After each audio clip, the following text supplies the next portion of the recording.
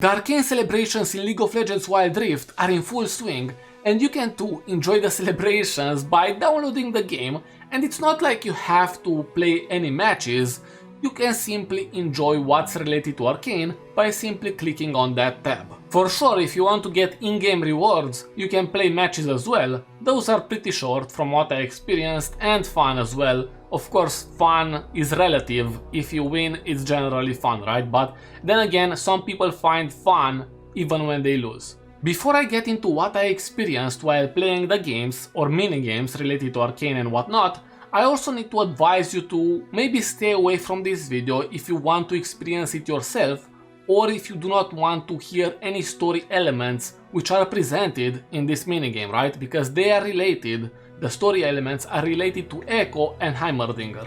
The story presented in this event related to Arcane starts on the 17th of October. The next part of the event will unlock on the 24th of October, and then the final part will be on the 31st of October.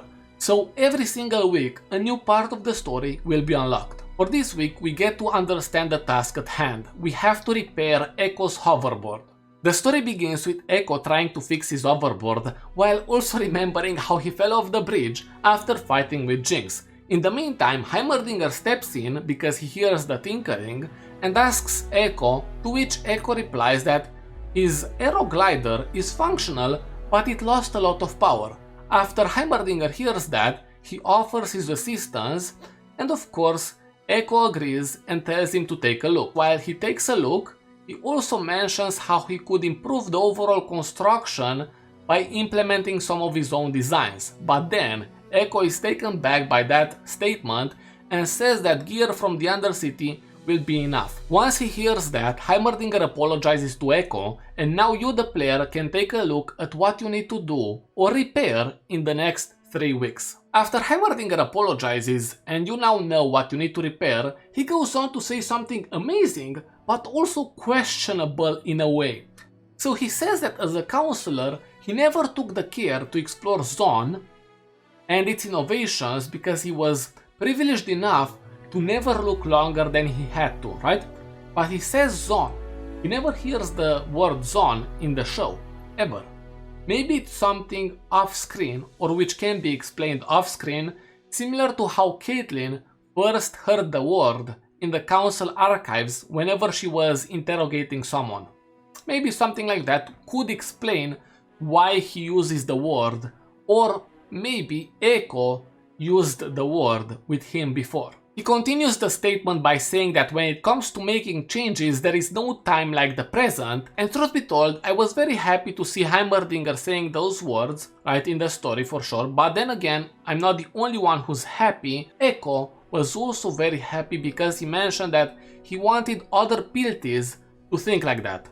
I believe this is a very good moment for Heimerdinger. He finally recognizes that, well, he did some things wrong in the past, he acknowledges his wrongdoings, he says that he's going to change, and changing in the present is the best part, and for sure he also goes on to say that everyone would be better off by understanding their sister city more. After he makes all of these statements, he wants to understand the sister city through Ekko's aero glider, because he wants to implement Zonite tech and Piltover tech into the aero glider. Initially, Ekko is skeptical, but then he agrees, and because they need to gather new resources, Heimerdinger proposes that they go out for them.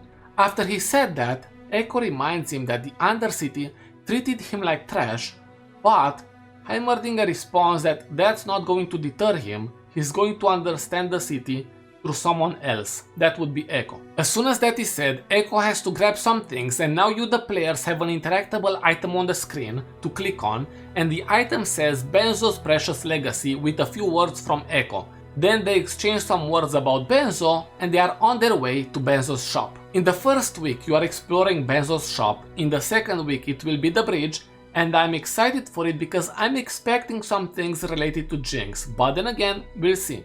And the third week it will be the Firelight hideout. As soon as they arrive at Benzo's shop, Ekko starts presenting the pawn shop to Heimerdinger, while also mentioning that he spent a lot of time there as a kid and telling him to not break anything. Heimerdinger feels honored to be there, and he also makes a note at the dust accumulation, which means Ekko hasn't returned in a long time. After Ekko hears that, he's a bit sad, and he mentions how after Benzo ... he hasn't returned. Now you the players can interact with a lot of items in the pawn shop, and of course each one of them gives you a bit of story related to the past. Every single item you are going to inspect has a description given by Ekko. One of the items you can inspect is an early prototype of Firelights Grenade, and the description says that Ekko spent forever to get it right, and he can't even count how many times he set them off accidentally, and he burned his eyebrows at least 2 times. The second item is Benzo's appraisal glass. The icon is of course Benzo using it and inspecting a league item, Heart of Gold, right? And then the description says that many people visited Benzo's shop and all the items given or taken were the same to Ekko, however Benzo had an eye for them. Then we have an interactable which says Benzo's shop.